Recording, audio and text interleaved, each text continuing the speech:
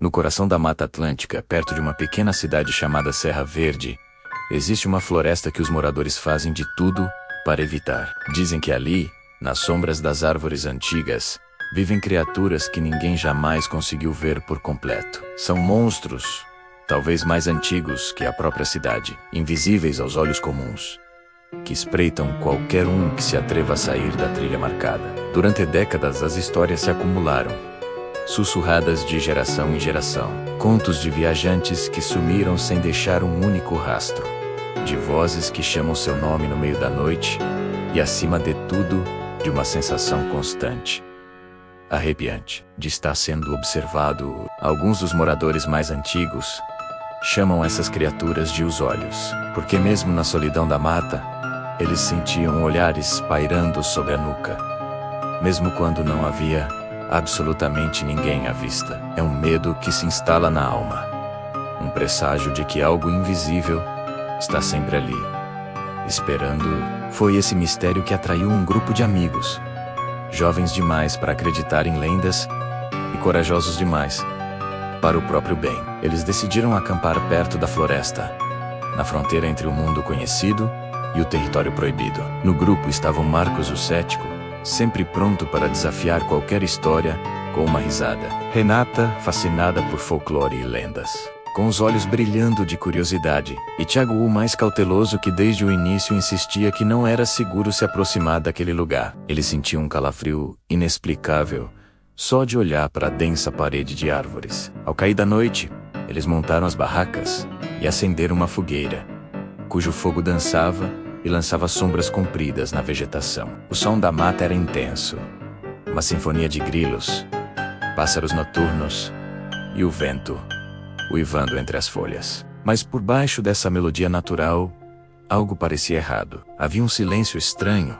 uma quietude que não pertencia àquele lugar. Cada vez que um deles virava o rosto, sentia aquele arrepio familiar, a sensação de olhos sobre eles. Sombras pareciam se mover de maneira sutil na periferia da visão, mas desapareciam no instante em que tentavam olhar diretamente. Era como se a própria floresta estivesse brincando com suas mentes. Decidiram fazer uma pequena caminhada perto de uma trilha estreita que serpenteava para dentro da mata. Foi então que Renata, com seu olhar atento, encontrou algo. Uma pedra lisa coberta de musgo, marcada com símbolos antigos e estranhos. Eram desenhos rústicos, mas inconfundíveis. Pareciam olhos humanos, gravados na rocha há séculos. Um arrepio percorreu sua espinha. Marcos riu, como sempre. Devem ser só desenhos de caçadores antigos, tentando marcar território, ele disse, tentando quebrar a tensão. Mas quando olharam para trás, para o caminho que haviam percorrido, o ar gelou. A trilha tinha mudado de forma. O caminho de volta parecia diferente, retorcido, e a sensação de estarem presos num labirinto começou a se instalar. O pânico começou a surgir. Eles decidiram voltar para o acampamento imediatamente, mas a floresta parecia ter ganhado vida própria. Galhos grossos se fechavam diante deles, como se fossem mãos esqueléticas tentando agarrá-los. Arbustos se moviam sozinhos, sem qualquer brisa para empurrá-los. E os sussurros, eles começaram baixos, quase imperceptíveis, misturando-se ao farfalhar das folhas, mas logo se tornaram mais claros. Eram vozes disformes, murmurando palavras incompreensíveis. Tiago, já aterrorizado, começou a ouvir uma voz chamando seu próprio nome, um chamado íntimo e assustador. Ao olhar para o nada, para a escuridão densa entre as árvores, ele viu, por um breve segundo, um par de olhos brilhantes, amarelos e intensos, observando-o do escuro, antes de desaparecer.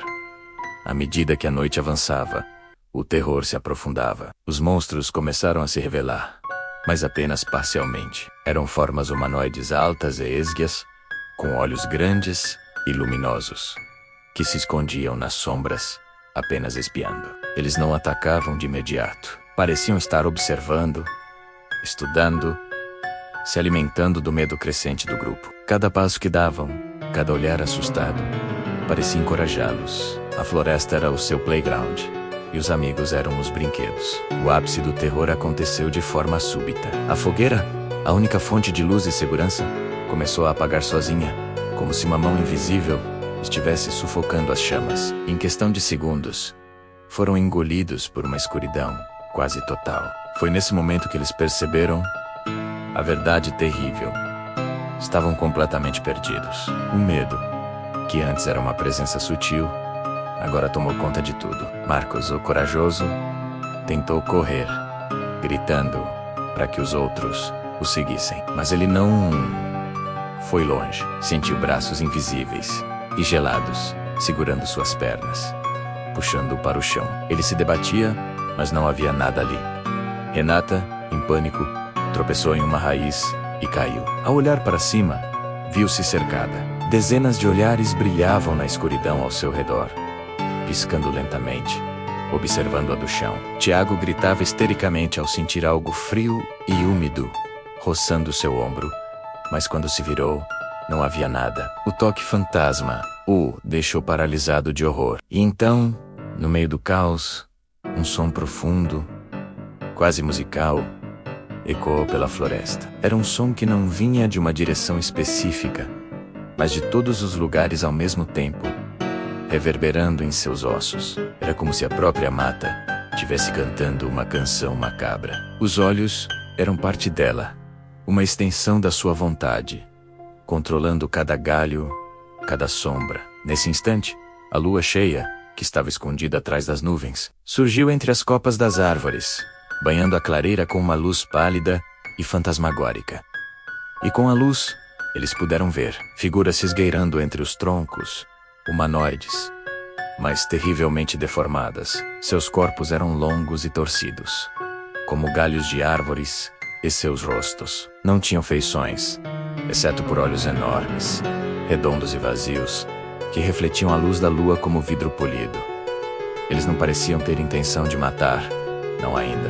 Pareciam se deliciar com o terror, com a agonia da espera. Por sorte, ou talvez por algum capricho sádico das criaturas, pouco antes do amanhecer, uma brecha pareceu se abrir.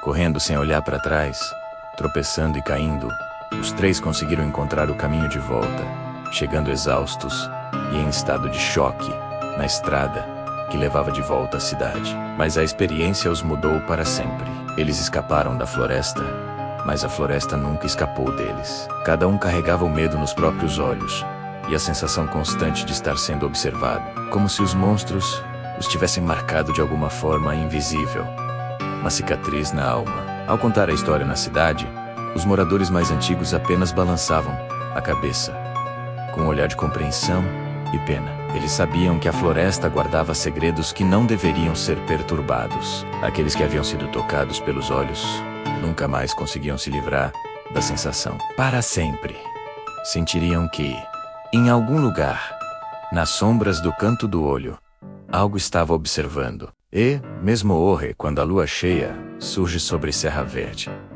dizem que sussurros ainda podem ser ouvidos vindos da mata. São avisos, lembretes, de que os monstros ocultos do Brasil ainda espreitam, invisíveis, silenciosos, esperando pacientemente pela próxima vítima curiosa.